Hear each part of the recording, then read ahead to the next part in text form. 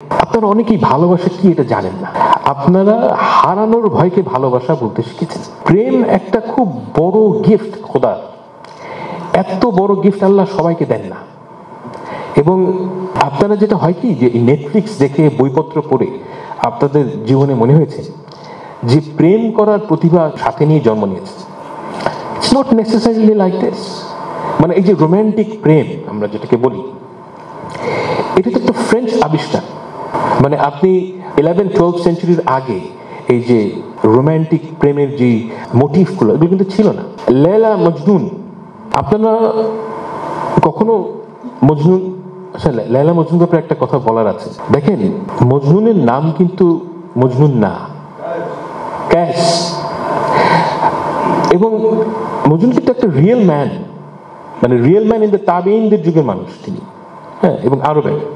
লেলার যে ঘটনাটা আমার কাছে পুরোটা ঘটনাই মনে হয় fictitious.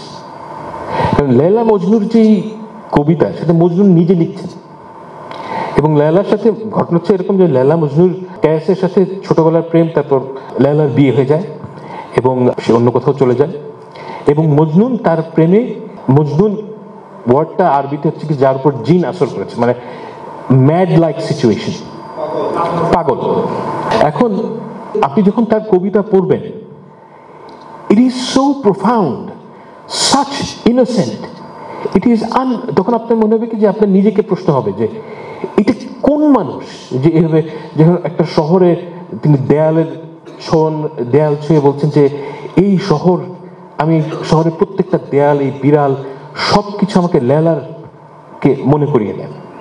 Now, when I read him, আমার কাছে যে মনে হয় যে the ultimate যে ভালোবাসা, এটার মধ্যে লেলা শুধুমাত্র একটা উপলক্ষ, কিন্তু সে যে জায়গায় গ্রাজুয়েট করছে ভালোবাসা, এটা স্বাভাবিক অবস্থা না।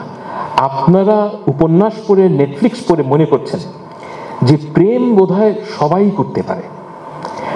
আমার জীবদ্দশায় আমি সেটা দেখি নাই, এর কোনো নজির আমি আমার লাইফে দেখিনি। তো এই যে আপনি নজির দেখেন নাই, এটা দুর্ভাগ্যজনক সত্য।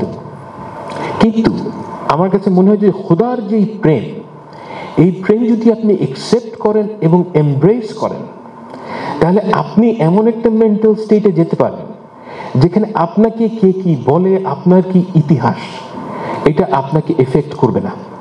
তার চাইতেও বড় কথা, আপনার যেই ভার্চু, এই ভার্চুকে আপনি যথাস্থানে জায়গা দিতে পারবেন। অর্থাৎ দেখেন, কোরআনে অনেক ভার্চুর কথা আছে, বাইবেলে অনেক ভার্চুর কথা আছে।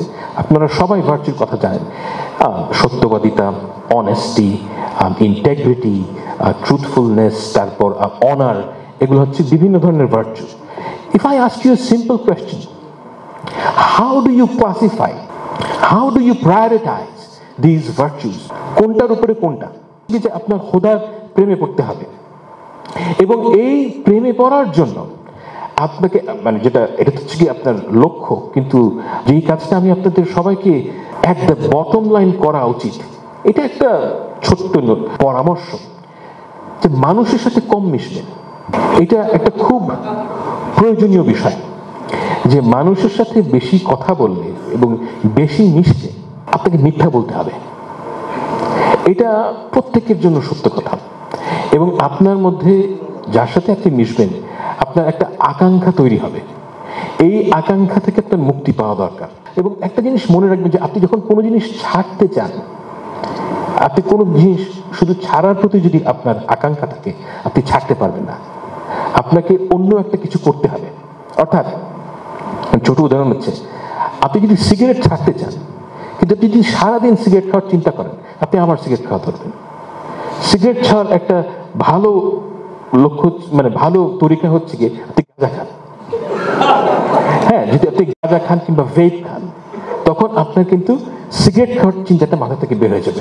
সো লাইফে আপনারা দেখবেন যে কোনো জিনিস যদি আপনি ছাড়তে চান, don't get fixated with what you want to get rid of.